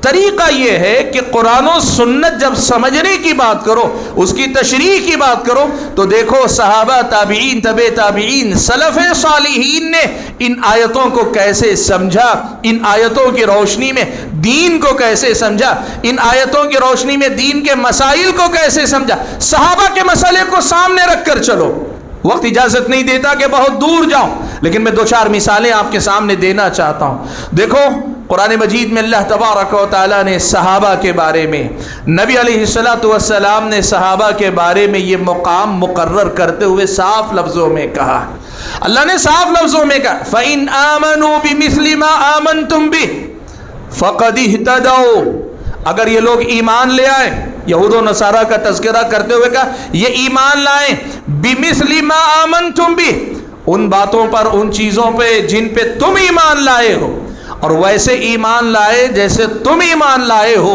خطاب صحابہ سے ہے، یہود و نصارہ سے ایک مطالبہ تو ایمان لانے کا ہوا، دوسرا مطالبہ ایمان ویسے لانے کا ہوا جیسے صحابہ نے ایمان لایا ہے۔ اللہ نے کہا اگر ویسے ایمان لائے فقد اہتدوا، یہ ہدایت یافتہ ہو گئے، وَإِن تَوَلَّوْا، اور اگر یہ رخ پھیرے، منہ موڑے تو کیا ہوگا؟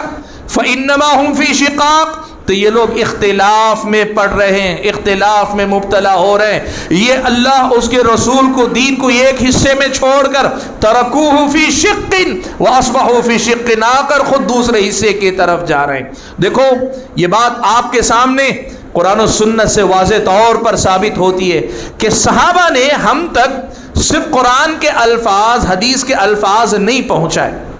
اگر صرف الفاظ پہنچائے ہوتے تو میں کہتا بھائی مجھے یہ سمجھ میں آتا ہے، آپ کہتے مجھے یہ سمجھ میں آتا ہے، اور جب قرآن میں دونوں کی گنجائش ہے تو لڑائی کس بات کی؟ چلو سب خوش ہیں، سب راضی ہیں۔ صحابہ نے ایسا نہیں کہا اللہ کے بندوں، صحابہ نے آپ کے سامنے قرآن و سنت کے الفاظ کے ساتھ اس کے معنی اور مطالب بھی پہنچائے آپ کے سامنے، اور آپ سے یہ مطالبہ ہے کہ قرآن و سنت کو لے تو الفاظ بھی لے اور معنی و مطلب ویسے لیں جیسے صحابہ نے لیا تھا۔ آپ کو معلوم ہے حضرت عبداللہ ابن مسعود رضی اللہ تعالیٰ عنہ روایت فرماتے ہیں، کہتے ہیں ہمارا طریقہ یہ تھا کہ رسول اکرم صلی اللہ علیہ وسلم سے ہم 10 آیتیں سیکھا کرتے تھے، 10 آیتیں سیکھا کرتے تھے، اور 10 آیتوں کو سیکھنے کے بعد ہم کیا کرتے تھے؟ ان کو پڑھنے کے بعد اس کے اندر جو علم ہے اس کے مطابق عمل کرتے تھے۔ ظاہر بات ہے عمل کا مرحلہ سمجھنے کے بعد آتا ہے۔ قرآن کے الفاظ پڑھ کے قرآن پہ عمل کون کرتا ہے؟ جو قرآن کے الفاظ کو سمجھتا ہے۔ کہتے ہیں کہ 10 آیتوں کو ہم پڑھنا سیکھتے، ان پہ عمل کر لیتے، پھر اگلی 10 آیتیں سیکھا کرتے۔ اسی طرح ہم نے پورا قرآن اللہ کے نبی صلی اللہ علیہ وسلم سے لیا ہے۔ اس کا مطلب کیا ہوا؟ صحابہ انسان ہیں، غلطی ہو سکتی ہے، لیکن ان کو یہ مقام حاصل ہے کہ قرآن انہوں نے اللہ کے نبی سے سیکھا ہے، حدیث رسول انہوں نے اللہ کے نبی سے سیکھی۔ اسی لیے جب کبھی کوئی مسئلہ آئے نا تو معیار یہ بنا کر رکھو کہ قرآن سے دلیل ہو، حدیث رسول سے دلیل ہو، اور دلیل کا معنی و مطلب بھی وہ ہو جو معنی و مطلب صحابہ نے سمجھا، تابعین نے سمجھا، تبع تابعین نے سمجھا، تبھی جا کر ہم اور آپ صحیح دین کی پہچان کر پائیں گے۔ اور یہ وہ انتظام ہے جو اللہ تعالیٰ نے اس ایمان کا جو سفر، اسلام کا جو سفر تاریخ میں ہوا، اس میں جو بدعتوں کی آمیزش ہوئی اس سے پاک کرنے کے لیے اللہ تعالیٰ نے یہی انتظام کیا ہے، اللہ نے یہی انتظام کیا ہے۔ اب آئیے ذرا ہم اور آپ دیکھتے ہیں کیا ہمارا اور آپ کا طرز عمل، ہمارا اور آپ کا طریقہ واقعتاً ایسا ہی ہے کہ ہم ہر مسئلے میں یہ دیکھتے ہیں کہ کیا قرآن سے مسئلہ بتایا جا رہا ہے، حدیث رسول سے بتایا جا رہا ہے، قرآن و حدیث سے اگر بتایا جا رہا ہے تو کیا قرآن و حدیث کو ویسے سمجھایا جا رہا ہے جیسے نبی علیہ الصلوۃ والسلام کے صحابہ نے سمجھا تھا؟ ہم کیا یہ دیکھا کرتے ہیں؟ نہیں میرے بھائی، ہمارا مسئلہ یہ ہے کہ ہم سب سے پہلے مسلک دیکھتے ہیں، ہم قرآن نہیں دیکھتے، معاف کرنا اس بات کے لیے، ہم سب سے پہلے مسلک دیکھتے ہیں، سب سے پہلے جماعت دیکھتے ہیں، اور سب سے پہلے ہم اور آپ دلیل سے پہلے دلیل دینے والے کو دیکھتے ہیں۔ اور اگر قرآن کی سنت کی حدیث دلیل مل بھی گئی تو ہم یہ مان بیٹھے ہوئے ہیں کہ جو میرے مولوی نے بتا دیا اس سے بہتر کسی کا مطلب ہو ہی نہیں سکتا۔ قرآن کا یہی مطلب ہے جو میرے مولانا نے بتایا، حدیث کا وہی مطلب ہے جو میرے مولانا نے بتایا۔ اللہ کے بندو، ابھی میں نے آپ کو بتایا کہ قرآن و سنت ہی دین ہے۔ خواب کی بات کرے، اپنے خیالات بیان کرے، تجربات بیان کرے، قوموں کے حالات سے استدلال و استنباط کر کے بتائے، یہ دین نہیں ہے، یہ دین نہیں۔ دین کے نام پہ بات کرنے والا یا تو قرآن سے بات کرے یا حدیث رسول اللہ سے بات کرے، اور قرآن و سنت کی تشریح اور تفسیر کی بات کر رہا ہے تو صحابہ کرام، تابعین، تبع تابعین، سلف صالحین کی سمجھ کو بنیاد مان کر بات کرے، ان کی سمجھ کو دلیل بنا کر پیش کرے۔ آپ کو معلوم ہے، آپ حضرات اگر دیکھیں گے تفسیر کی کتابوں میں مشہور جو تفسیر متداول زیادہ ہے تفسیر ابن کثیر ہے۔ آپ اگر تفسیر ابن کثیر اٹھا کر دیکھیں گے نا، ہر آیت میں شروع میں ابن کثیر کیا کرتے ہیں پتہ ہے آپ کو؟ اگر آیت کے معنی میں ہم معنی کوئی آیت ہے وہ آیت ذکر کرتے ہیں، بھئی یہی معنی، یہی بات قرآن میں دوسری جگہ پہ بتائی گئی۔ اگر حدیث رسول ملتی ہے، حدیث رسول بتاتے کہ بھئی قرآن کی یہ جو بات ہے اللہ کے نبی نے حدیث میں اس کی یہ تفصیل تشریح بیان کی، اور یہ دونوں نہ ہوں تو کیا کرتے ہیں پتہ ہے؟ صحابہ کے، تابعین کے اقوال نقل کرتے ہیں، یہی بتانے کے لیے کہ قرآن کو ایسے سمجھایا جاتا ہے۔ معاف کرنا، آج ہم اور آپ جانتے ہیں ہمارے پاس، میں ایک بات کہوں تو برا نہ مانے، قرآن سیکھنے کا جو جذبہ ہے نا، وہ جذبہ بڑا قابل قدر ہے۔ اس دور میں جب دنیا والوں کے پاس دین کے تئیں سنجیدگی نہیں، دین کے لیے فکر نہیں، دین کے لیے کسی قسم کی تڑپ نہیں، اہمیت ہی نہیں بہت ساروں کی زندگی میں، مسلمانوں کی میں بات کر رہا ہوں، ایسے زمانے میں کچھ لوگوں، کچھ مرد کو، کچھ خواتین و حضرات کو اگر اللہ تعالیٰ نے قرآن سمجھنے کی کوشش کرنے کا موقع دیا ہے، یہ بہت اچھی بات ہے۔ لیکن میرے بھائیو، یہ مسئلہ یاد رکھو کہ قرآن سمجھنے کا صرف نیک جذبہ کافی نہیں، قرآن سمجھنے کا صرف نیک جذبہ کافی نہیں، قرآن سمجھنے کے اس جذبے کے ساتھ ساتھ قرآن سمجھنے کا صحیح طریقہ ہونا چاہیے۔ میں آپ کو بتاؤں، ہمارے پاس، پتہ نہیں آپ کے پاس بھی ہوتا ہوگا اور یقیناً ہر شہر میں ہوتا ہے، یہاں بھی ہوتا ہی ہوگا کہ قرآن کے کلاسز ہوتے ہیں تو کیا ہوتا ہے معلوم کیا؟ ڈاکٹر ہوتے ہیں، انجینئر ہوتے ہیں، تاجر ہوتے ہیں، فلاں ہوتے ہیں، اور بیٹھتے بھی آپس میں ہیں، اور بیٹھنا قرآن سیکھنے کے لیے بڑی اچھی بات ہے، لیکن قرآن سمجھنے کا طریقہ کیا ہوتا ہے؟ آپ نے ترجمہ پڑھا، آپ نے کیا سمجھا، میں نے یہ سمجھا، میرے حساب سے یہ مطلب نکلتا ہے۔ اللہ کے بندو، یہ مت کرو، یہ مت کرو، یہ دین کے سمجھنے کا طریقہ نہیں ہے، یاد رکھو۔ آپ کا طریقہ یہ ہونا چاہیے کہ آپ یہ دیکھو کہ صحابہ نے کیا تفسیر کی ہے، صحابہ نے یہ معنی بتایا جس سے ہمیں یہ معنی سمجھ میں آتا ہے، تابعین نے یہ معنی بتایا اس سے یہ معنی سمجھ میں آتا ہے، تفسیر پڑھنے کا یہ طریقہ ہونا چاہیے۔ میں کہنا کیا چاہ رہا ہوں، مسئلہ یہ ہے کہ ہمارا طرز عمل کیا ہے۔ ہمارا طرز عمل یہ ہے کہ ہم دین کو ویسے لے نہیں رہے ہیں جیسے دین کو لینے کا اللہ نے حکم دیا ہے۔ قرآن کو لو، سنت کو لو، بقیہ یہ ساری چیزیں ان کو تجربے کے درجے میں تم چاہو تو رکھ لو، لیکن دین کا حصہ نہ کرو اس کو۔ لوگوں نے اس کو نہیں مانا، اور دوسری طرف یہ بھی ہوا کہ بہت سارے لوگ ہیں جو دین کی تشریح کرتے ہیں، تفسیر کرتے ہیں، اپنی جماعت کے فاؤنڈر، اپنی جماعت کے مولانا، اپنے مسلک کے خطیب، اپنی جماعت کے کوئی بھی بڑے شخص، ان کی اپنی تفسیروں تک رک گئے ہیں۔ کبھی یہ نہیں سوچا کہ اس سے اوپر جا کر صحابہ، تابعین، تبع تابعین نے کیا لکھا، کیا کہا ہے، یہ دیکھنے کی کوشش کبھی ہم نے نہیں کی۔ یاد رکھو میرے بھائیوں، بعد کے دور کا کوئی بھی عالم کیوں نہ ہو، کوئی بھی عالم کیوں نہ ہو، اگر قرآن کی کسی آیت کی ایسی تفسیر کرتا ہے جس سے صحابہ کی تفسیر سے اختلاف ہوتا ہے تو پھر یہ اس آدمی کے گمراہ ہونے کی دلیل ہے، چاہے وہ اپنے آپ کو بہت بڑا عالم ہی کیوں نہ کہتا ہو۔ میں آپ کو بتاؤں، یہ ایک مسئلہ آپ کے سامنے بطور نمونہ، بطور مثال کے ذکر کرتا ہوں، آپ کو پتہ چلے گا کہ صحابہ کی سمجھ کو چھوڑ کر آگے بڑھنے کا نتیجہ کیا ہوتا ہے۔ تاریخ اسلام میں سب سے پہلا جو فرقہ ظاہر ہوا نا، سب سے پہلی بدعت جو وجود میں آئی وہ خوارج کی بدعت ہے۔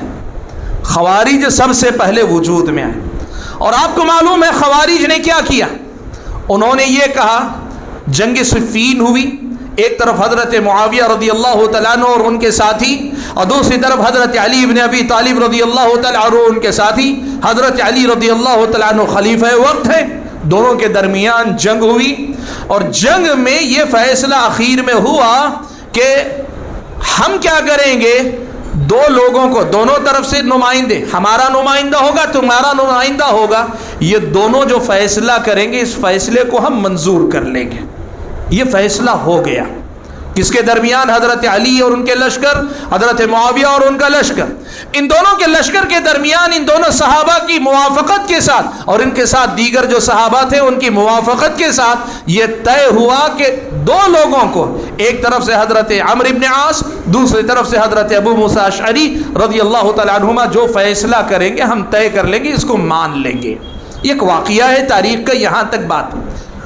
اب اس واقعے پر کیا ہوا دیکھیں، خوارج جو تھے نا، خوارج میں سے ایک کے دماغ میں ایک بات آئی، کہا قرآن میں اللہ نے کہا ہے ان الحکم الا للہ، اللہ نے کہا ہے کہ بھئی حکم تو صرف اللہ تعالیٰ کا چلے گا، فیصلہ تو صرف اللہ تعالیٰ کا چلے گا، حاکم صرف اللہ تعالیٰ ہو سکتا ہے، حکومت یا نظام صرف اللہ تعالیٰ کا چلنا چاہیے۔ یہ ایک آیت قرآن کی اس کے سامنے آئی ذہن میں، اس نے فوراً کہا قرآن میں اللہ نے کہا ہے حکم صرف اللہ کا چل سکتا ہے، لیکن یہاں علی نے بھی، معاویہ نے بھی، ان کے ساتھیوں نے بھی اللہ کے حکم کے مقابلے میں دو انسانوں کے حکم اور فیصلے کو منظور کر لیا ہے۔ اس لیے کیا ہوا؟ کہا خوارج نے یہ کہا علی بھی کافر، معاویہ بھی کافر، علی بھی مشرک، وہ بھی مشرک، معاویہ بھی مشرک، اور یہی نہیں ان کے ساتھ جو صحابہ ہیں وہ بھی مشرک، یہ بھی مشرک، یہ بھی کافر، وہ بھی کافر، لا حول ولا قوت الا باللہ۔ اور دلیل کہاں سے دی؟ قرآن سے دلیل دی، کہا ان الحکم الا للہ، قرآن میں اللہ نے کہا ہے کہ حاکم جو ہو سکتا ہے، حکم جو ہو سکتا ہے، فیصلہ وہ اللہ ہی کا چلتا ہے۔ آج بھی آپ جانتے ہیں نا، بہت سارے لوگ ایسے ہیں غیر اسلامی نظام حکومت کو کفر کہتے کہتے اس مقام تک آتے ہیں، یہاں تک کہہ دیتے ہیں ووٹ دینے والا بھی کافر ہے، مسلمان نہیں ہے، دو ٹوک باتیں فتوے دیتے ہیں۔ دیکھو یہ وہی بات ہے جو زمانے قدیم میں خوارج کہتے تھے۔ کیا ہوا؟ اب انہوں نے تو قرآن کی آیت پڑھ کر کافر قرار دیا۔ کتنے سارے لوگ جو جذباتی قسم کے تھے، دین نہیں جانتے تھے، اس فتنے کا شکار ہو گئے۔ بعض روایتوں سے معلوم ہوتا ہے کہ 20,000 سے زیادہ لوگ اس فتنے کا شکار ہوئے تھے۔ حضرت علی جنگ لڑنے کے لیے نکلے خوارج سے، بعض روایتوں سے تاریخ کی معلوم ہوتا ہے 20,000 سے زیادہ تھے، اور بعض روایتوں سے معلوم ہوتا ہے کم سے کم 6,000 لوگ تھے۔ آپ سوچ سکتے ہیں قرآن کی ایک آیت کے حوالے نے کتنے لوگوں کے دین و ایمان کو آزمائش میں ڈال دیا۔ سبحان اللہ۔ دیکھو اسی لیے ہم کہتے ہیں کہ قرآن و سنت کو لو تو صحابہ نے جیسے لیا ویسے لو۔ حضرت علی نے جب جنگ لڑنے کا ارادہ کیا، حضرت عبداللہ ابن عباس رضی اللہ تعالی عنہما آئے، کہا مجھے ذرا موقع دیجئے، میں جا کے ان سے پہلے بات کروں گا۔ کہا کہ نہیں آپ مت جائیے، کہیں آپ کو مار نہ دیں، آپ کو مسلمان ہی نہیں مانتے تو چھوڑیں گے کہاں۔ حضرت ابن عباس نے کہا کہ نہیں آپ اطمینان رکھیے، میں جاتا ہوں، میں جا کر بات کرتا ہوں۔ گئے حضرت ابن عباس۔ حضرت ابن عباس نے بڑی لمبی گفتگو ان سے کی۔ میں ساری گفتگو نہیں سناؤں گا، دو باتیں صرف آپ کے سامنے ذکر کرتا ہوں جو آپ کو بتائیں گی کہ ہم یہ جو کہتے ہیں کہ قرآن و سنت کو صحابہ کی طرح سمجھو کیوں کہتے ہیں، اور اگر چھوڑیں گے تو کتنا بڑا نقصان ہوا اور ہو رہا ہے، یہ آپ سمجھ میں آئے گا۔ حضرت ابن عباس نے پوچھا کہ بھائی یہ بتاؤ تمہارے اعتراضات کیا ہیں، مجھے پہلے بتاؤ۔ انہوں نے بتائے، اور ان میں سے یہ مسئلہ تھا سب سے پہلے، اور بھی تھے لیکن یہ مسئلہ سب سے پہلے میں لیتا ہوں آپ کے سامنے۔ کہا کہ یہ کہ اللہ کہہ رہا ہے ان الحکم الا للہ، اللہ کے علاوہ کوئی حاکم نہیں ہو سکتا، کسی کا فیصلہ نہیں ہو سکتا۔ علی اور معاویہ نے انسانوں کو حاکم مان لیا، ابو موسیٰ اشعری اور عمرو بن عاص کو حاکم مان لیا، لہذا وہ دونوں کافر ہیں۔ حضرت ابن عباس نے پوچھا اچھا بتاؤ اگر تمہارے اس شبہے کا جواب میں قرآن ہی سے دے دوں تو مطمئن ہو جاؤ گے، میں دلیل دے دوں، ثبوت دے دوں تو مان جاؤ گے؟ خوارج نے کہا کہ ہاں ہم مان جائیں گے، تسلیم کر لیں گے۔ حضرت ابن عباس رضی اللہ تعالی عنہما نے کہا قرآن میں اللہ تعالیٰ نے کہا ہے فَإِنْ خِفْتُمْ شِقَاقَ بَيْنِهِمَا فَابْعَثُوا حَكَمًا مِّنْ أَهْلِهِ وَحَكَمًا مِّنْ أَهْلِهَا۔ قرآن میں اللہ نے یہ حکم دیا ہے کہ اگر میاں بیوی میں جھگڑا ہو جائے اور صلح کی نوبت نہیں ہو رہی، آپس میں بات نہیں بن پا رہی ہے تو کیا کرو؟ ابعثوا حکما من اہلہ، لڑکے کی طرف سے ایک حکم فیصلہ کرنے والا، وحکما من اہلہا، لڑکی کی طرف سے ایک حکم فیصلہ کرنے والوں کو بھیجو۔ ان یریدا اصلاحا یوفق اللہ بینہما، اگر یہ دونوں اصلاح کرنا چاہیں اللہ تعالیٰ جو ہے اسباب پیدا کرے گا، میل جول کے اللہ نے کہا۔ حضرت ابن عباس نے کہا کہ تم تو کہہ رہے تھے انسانوں کو حکم بنانا کفر ہے، یہ تو اللہ نے خود حکم دیا ہے ایک لڑکے کی طرف سے ایک لڑکی کی طرف سے فیصلہ کرنے والا بنا کر بھیجو۔ اگر دو میاں بیوی کے درمیان صلح کے لیے حکم بنایا جا سکتا ہے، مسلمانوں کی دو جماعتوں میں جھگڑا ختم کرنے کے لیے حکم بنانا غلط ہے؟ سمجھ میں آ گئی بات؟ سمجھ میں آ گئی بات؟ دیکھو قرآن ہی کی آیت سے انہوں نے گمراہی کو دلیل دی تھی، لیکن صحابہ جب سمجھنے پہ آتے دین کہاں سے سمجھاتے ہیں؟ کہا ٹھیک ہے، کہا دوسری آیت کا حوالہ دیتا ہوں۔ قرآن میں ایک حکم ہے حالت احرام میں یا حدود حرم میں آدمی شکار نہیں کر سکتا، لیکن اگر اس نے شکار کر لیا حالت احرام میں تو کیا کرے گا؟ اللہ نے کہا کہ اس کا فدیہ دینا پڑے گا۔ فدیہ کا دینا پڑے گا؟ وہی جانور یا اس کے مماثل کوئی جانور جو ہے اللہ کی راہ میں فدیہ دینا ہوگا۔ کون یہ طے کرے گا؟ اللہ نے کہا یحکم بہ ذوی عدل منکم، تم میں سے جو بھروسے کے آدمی یہ فیصلہ کریں گے، دو بھروسے کے آدمی یہ طے کریں گے۔ حضرت ابن عباس نے پوچھا ایک جانور کے مسئلے میں، اس کا فدیہ دینے کے مسئلے میں اللہ دو انسانوں کو فیصلہ کرنے کا حکم دے رہا ہے، حکم بنا رہا ہے کہ نہیں بنا رہا ہے؟ سمجھ میں آ گئی بات؟ آپ کو معلوم ہے خوارج گمراہ تھے لیکن دوغلے نہیں تھے۔ اس کا نتیجہ کیا ہوا پتہ ہے معلوم کو؟ ان میں سے جتنے بھی دوغلے مزاج کے نہیں تھے، بھری مجلس میں بعض روایتوں سے معلوم ہوتا ہے اس مناقشے کے بعد 2000 لوگوں نے توبہ کی فوری طور پر، چھوڑ دی اپنی بدعت، اپنی گمراہی کو چھوڑ دی۔ مسئلہ کیا ہے اللہ کے بندو؟ آپ اور میں اور ہر کوئی اپنے طرف سے اپنے مسلک، اپنے امام، اپنی جماعت دیکھتا رہے گا، دین کے نام پہ رہیں گے لیکن دین پر نہیں رہیں گے۔ دین حقیقی ہمارے پاس نہیں رہ جائے گا، طریقہ اپنا صحابہ والا۔ اسی لیے حضرت ابن عباس نے کیا کیا، یہی روایت مستدرک حاکم سنن نسائی میں ہے، حضرت ابن عباس نے ان کے پاس جا کر کیا کہا تھا معلوم ہے؟ ان سے کہا تھا دیکھو میں صحابہ کے پاس سے چل کر تمہارے پاس آیا ہوں، آپ کو معلوم ہے خوارج پہلا فرقہ ہے، ایک بھی صحابی رسول اس گمراہ فرقے میں نہیں گیا، ایک بھی صحابی رسول نہیں گیا۔ حضرت ابن عباس ان سے مناقشہ کرنے بحث کرنے گئے نا، تو حضرت ابن عباس نے کیا کہا معلوم ہے؟ حضرت ابن عباس نے ان سے پوچھا، ان سے کہا کہ دیکھو ایک مسئلہ یاد رکھو، میں جن کے پاس سے آیا ہوں وہ اصحاب رسول اکرم صلی اللہ علیہ وسلم کے صحابہ ہیں، قرآن ان کے درمیان اترا، ان کے بارے میں اترا، ان کے سامنے اس کی ساری باتیں ہوئی، اگر تم حق پر ہو ان میں سے کوئی تمہاری طرف کیوں نہیں ہے؟ ان میں سے کوئی تمہاری تائید میں کیوں نہیں ہے؟ ان میں سے کوئی تمہاری جیسی بات کیوں نہیں کرتا ہے؟ اللہ کے بندو، آج ہمارا پیغام بھی یہی ہے، اور یہی بات تھی، اس دلیل نے ان خوارج کے دلوں پہ اثر کیا۔ ایک مجلس سے بعض روایتوں سے معلوم ہوتا ہے کہ 2000 خوارج نے توبہ کیا۔ بھائیو، یہی آج ہم پیغام دینا چاہتے ہیں کہ یہ جو زندگی ہم جی رہے ہیں نا، مسلکوں میں بٹ کر، جماعتوں میں بٹ کر، تنظیموں میں بٹ کر، تحریکوں میں بٹ کر، اب کچھ لوگ یہ کہتے ہیں سب کو اپنے اپنے مسلک پہ باقی رکھو، دین کے نام پہ اکٹھا ہو جاؤ۔ یہ کون سا دین ہے جس پہ اکٹھا کرنے کی آپ بات کر رہے ہیں؟ تحسبهم جميعا وقلوبهم شتى، ایسا جمگٹا لگ بھی جائے، دل جدا ہے، لوگ جمع ہوں گے تو کہاں سے اتحاد نظر آئے گا؟ اسلام جو آپ سے چاہتا ہے وہ کیا؟ اپنا اپنا مسلک لے کر آؤ، قرآن و سنت کے سامنے پیش کرو، صحابہ کی سمجھ کے سامنے پیش کرو، جو ان سے موافقت کرے لے لو، اور جو ان سے اختلاف کرے اٹھا کے چھوڑ دو۔ یہ نہ کرنے کا کام ہے۔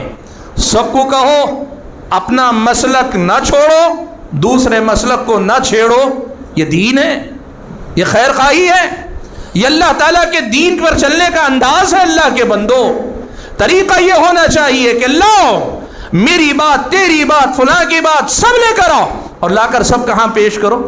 اللہ کی کتاب پہ پیش کرو۔ یہی تو اللہ نے کہا فَإِن تَنَازَعْتُمْ فِي شَيْءٍ، اگر تم کسی چیز میں اختلاف کر بیٹھو، یہی کہا سب کو ان کے مسلک پہ چھوڑو، کہا نہیں فَرُدُّوهُ إِلَى اللَّهِ وَالرَّسُولِ، اس اختلاف کو لا کے اللہ اور اس کے رسول کی طرف لوٹاؤ، پیش کرو قرآن و سنت پر۔ ان کنتم تؤمنون باللہ والیوم الآخر، اگر اللہ اور اس کے آخرت کے دن پہ ایمان رکھنے والوں۔ اسی لیے بھائیو، آج ہم یہ پیغام آپ کو دے رہے ہیں کہ ہماری دعوت کتاب و سنت پر چلنے کی ہے، اور کتاب و سنت سلف صالحین کی سمجھ کے مطابق اپنانے کی ہے، اور ساری دنیا کو ہماری یہ دعوت ہے کہ اس معیار پر اپنا اپنا دین، اپنا مسلک، اپنی بات لا کر پیش کرو۔ جو موافقت کر جائے وہ ہمارا ہم سب کا، جو مخالفت کر جائے وہ نہ ہمارا نہ تمہارا، وہ اللہ کا نہیں، وہ رسول کا نہیں، وہ ہمارا بھی نہیں، تمہارا بھی نہیں۔ یہی پیغام دیتے ہوئے میں اپنی بات کو ختم کرتا ہوں، اور اللہ تعالیٰ سے دعا کرتا ہوں کہ اللہ تعالیٰ مجھے، آپ سبھی حضرات اور خواتین کو دین کی اس حقیقی کہانی یا دین کی اس حقیقی تاریخ کو یاد رکھتے ہوئے اپنے دین کا محاسبہ کرنے کی توفیق عطا فرمائیں۔ آمین۔ وآخر دعوانا ان الحمد للہ رب العالمین۔